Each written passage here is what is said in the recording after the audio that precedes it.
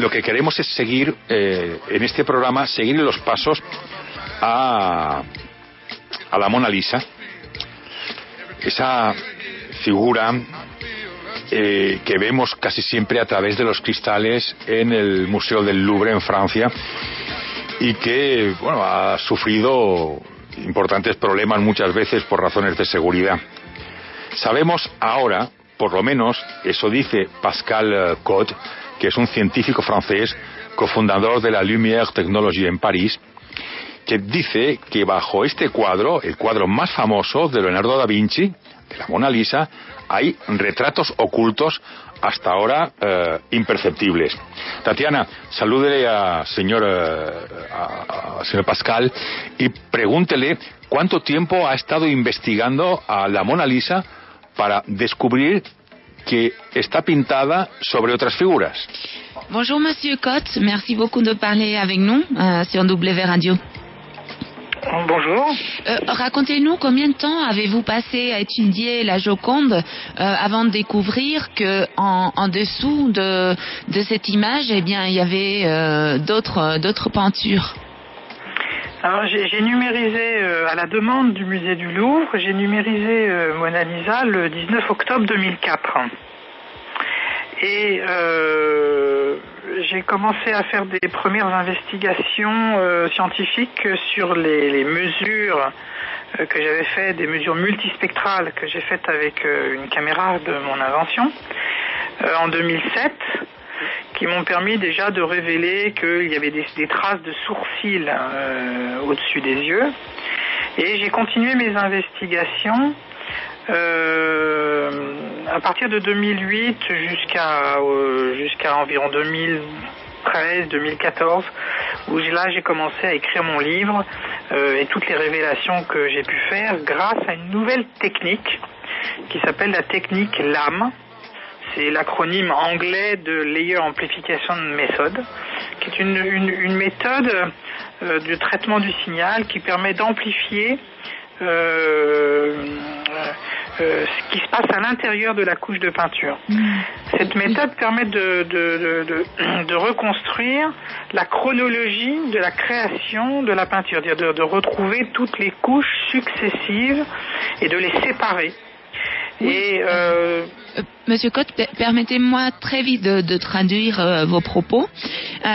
Lo que nos dice es que él digitalizó lo que es la pintura de la Mona Lisa, la Gioconda, el 19 de octubre de 2004 a pedido del Museo del Louvre, y las primeras investigaciones las comenzó en el año 2007. En ese momento él ya pudo revelar que había trazos de pestañas encima de los ojos de la Mona Lisa que se podían ver. Esto gracias pues a esas imágenes que él tomó, y entre 2008 y 2013-2014 siguió investigando hasta que en esa fecha, en 2013-2014, empezó a escribir el libro gracias a todo lo que había estudiado, gracias a esta nueva técnica LAM, que lo que permite es utilizar una señal que amplifica lo que hay en las diferentes capas de la pintura y permite en cierta forma dar como una cronología de las capas de pintura. Durante mucho tiempo se ha hablado de muchos mitos que hay alrededor de este retrato de la Mona Lisa, pero hay uno específico en el que se cree que el retrato de la Mona Lisa es realmente el de Lisa Gherardini, que es la esposa o fue la esposa de un comerciante de seda florentino muy famoso en la época. Luego de todos estos resultados que da esta importante investigación, llega el señor Cotte tal vez a cuestionarse esta teoría. D'après ce que vous avez découvert, Monsieur Cotte, est-ce que vous mettez en cause l'hypothèse selon laquelle la Joconde, c'est Lisa Gherardini, la femme d'un commerçant florentin? J'ai découvert en dessous le portrait que l'on appelle aujourd'hui Mona Lisa.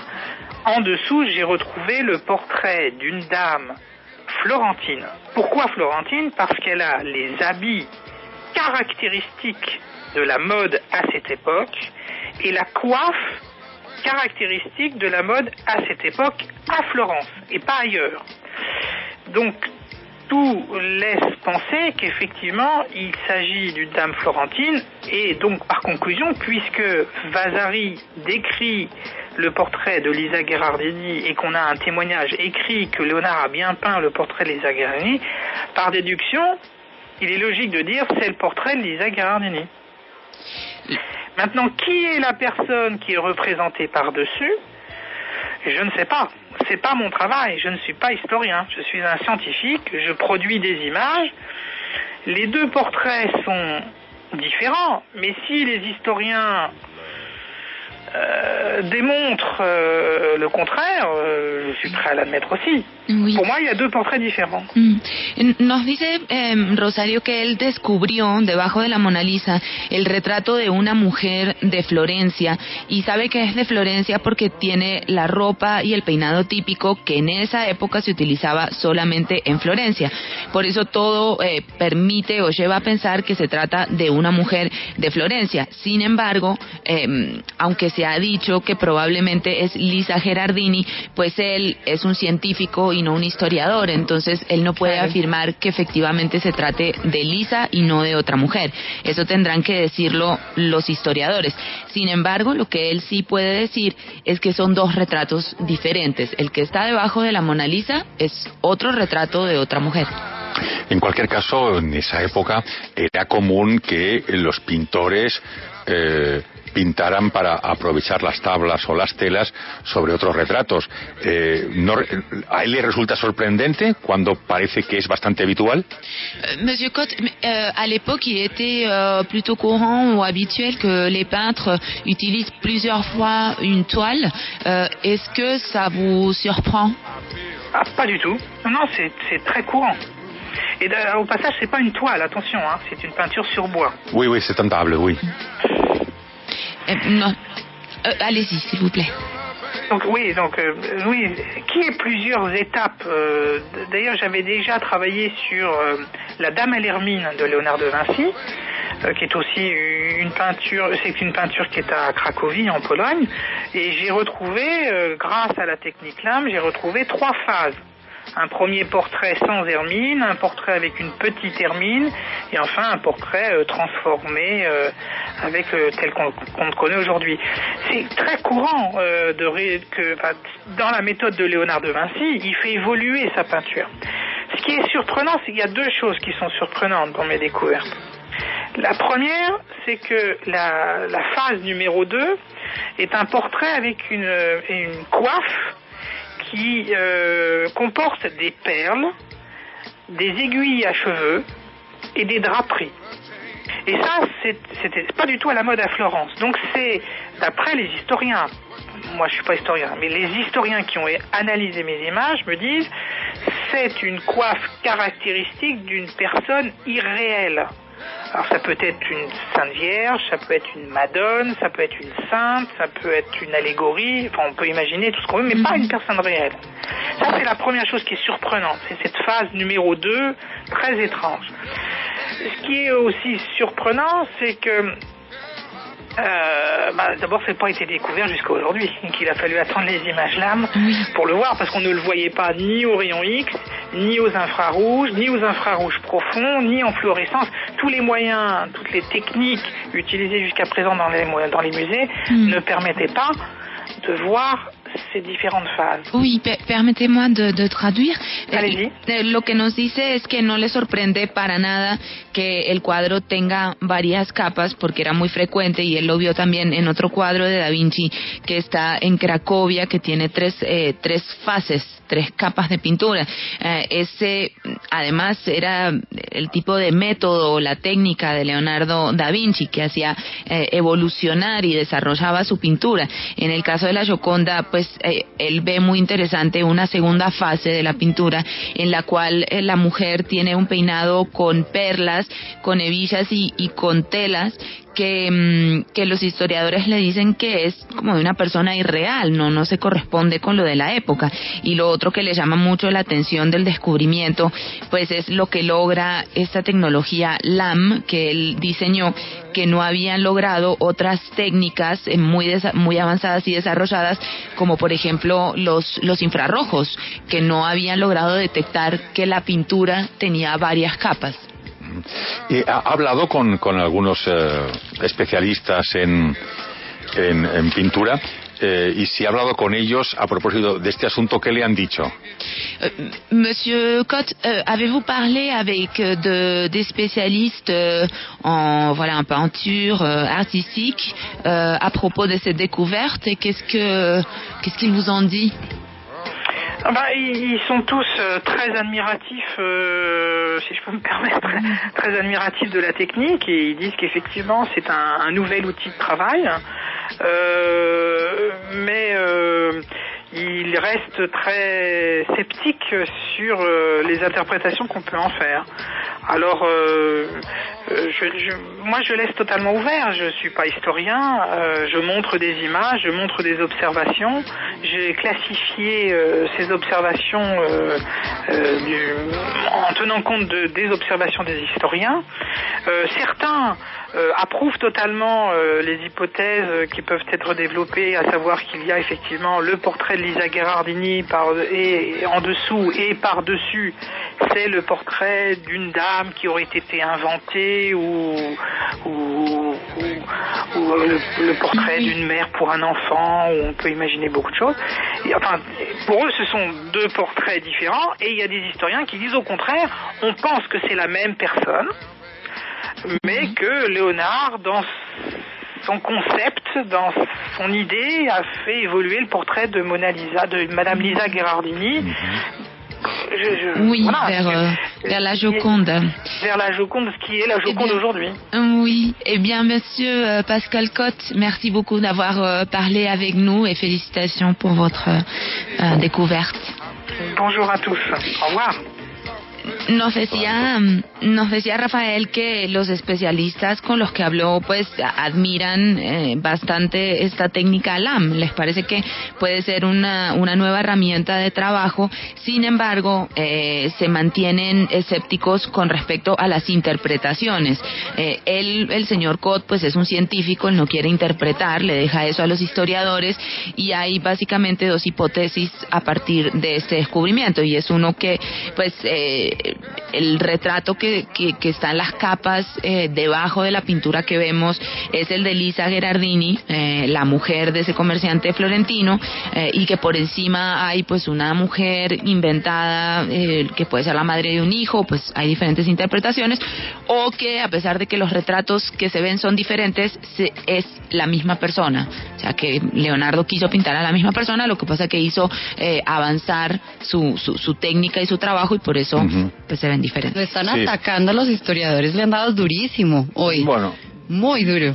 No lo sé, lo que pasa es que es muy normal el hecho de que para aprovechar telas, por ejemplo, los pintores pintarán sobre cuadros anteriores, y también podría ser normal el hecho de que pintara una cosa y después no le gustara, o a la señora a la Gioconda. Claro, Rafa, porque es la mujer del señor Giocondo, por cierto. Sí. Claro que creería yo, bueno, no sé, mi humilde opinión, no sé si hay otro cuadro que haya despertado tanta curiosidad y tanta polémica y tantos debates en torno a la identidad. Obviamente pues es un cuadro genial, pero no sé por qué exactamente ese cuadro pues nos sigue fascinando durante tantas décadas y siglos con ese misterio, ¿no? Sí, porque nunca sabremos, nunca tenemos claro si eso es un cuadro que representa a la esposa de Bartolomeo de Giocondo, de ahí su nombre, la Gioconda. Nunca sabremos si su cuerpo se ha recuperado, como se decía últimamente. Nunca sabremos si era una vecina. Algunos dicen que era una vecina de donde vivía Leonardo. Y después ese misterio alrededor, ¿no? El robo que sufrió en 1911, las reproducciones que se han hecho, esa Gioconda que apareció en España y que se cree que no es una copia, sino que lo hicieron también los que trabajaban en el taller de Leonardo. Es decir, tiene una cantidad de misterios que está fantástico, ¿no? Y ¿sabe qué le diría lo peor de todo? Que es, Rafa, llegar uno a esa sala del Louvre con todas esas expectativas para ver el cuadro tan chiquitito, además, porque uno pasa todos chiquitito y 400 japoneses delante. Efectivamente, flashes. Y uno no puede ver nada. Y sale de ahí todo decepcionado. Sí, se ve mejor en los libros que allí. Lo que pasa es que la emoción de plantarse delante de un cuadro, es decir, ese cuadro que hemos visto todos cuando éramos chiquitos y estudiábamos, la Gioconda, etcétera, etcétera, etcétera, y después ir a verlo. La sensación que te produce, aunque lo veas por encima de los cogotes japoneses, pues produce una cierta emoción. Es como recuperar un poco de tu infancia, ¿no? Es decir, a mí me pasa cada vez que voy a un lugar que he estudiado en los libros, sobre todo en los libros de pequeño, o sea, me produce un placer fenomenal, ¿no? Es decir, y sabes, creo que bueno, quizás a la gente, por ejemplo, como latinoamericana, cuando uno viene de países que están tan lejos de Europa y es tan difícil tener acceso a esas obras, hay como un doble placer en poder verlas, porque para un europeo quizás es un poco más fácil de acceso, pero para la gente que quizás tiene oportunidad una vez en la vida de viajar a París, es como bastante emocionante. Sí. A mí me produce con los cuadros y con los edificios, etcétera, ¿no? Es decir, cuando tú ves historias sobre la Torre de Pisa o el Duomo en Italia o lo que sea, ¿no? Que has estudiado, que has visto las fotos en los libros y después te plantas allí y dices, caramba, aquí estoy, ¿no? Es decir, hay una cierta recuperación, ahí me gusta mucho. Y yo recomiendo, por ejemplo, viajar habiendo leído. Estoy dando un meeting personal. No, está muy bien, es una muy buena recomendación. Pero me fui a Grecia, a la zona del Peloponeso, con el Coloso de Malusi de Miller, que me había leído, y fui recorriendo por donde recorrió Miller, por donde el libro, y oiga, dormí en el mismo lugar donde durmió Miller, que era también donde durmió Schliemann, el descubridor de Troya. Es decir, y produce un cierto placer el ir revisando y el ir mirando con otros ojos lo que un excelente autor escribió en su día, ¿no? Así que es una modesta recomendación, libros de viajes de excelentes autores para después ir siguiendo sus huellas y recuperando sensaciones que uno creía que había perdido. Y es una cosa muy, muy interesante, muy agradable. Pero bueno, no más mítines personales, socorro.